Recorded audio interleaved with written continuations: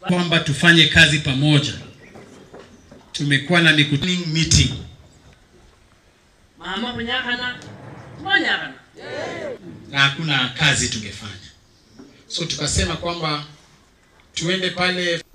Ningependa kuambia Kioni, kama wewe uko kwa United Opposition na uwezi sema one term, wewe ni mole. So kabla mtu yote akuja aseme yeye anapinga serikali, unamwambia kwanza aseme nini? One term. Sasa wewe Kioni, enda kwanza useme one term, ndio tujue wewe sio mtu wa Ruto. Lakini yeye anakuja wanaongea kizungu mingi hapo, economy sijui nini.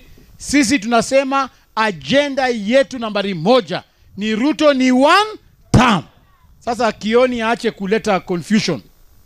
Aache kuleta confusion. Anaanza kusema ati Rigathi ni mtu ya William Ruto. Rigiji anaweza kaa na William Ruto kweli?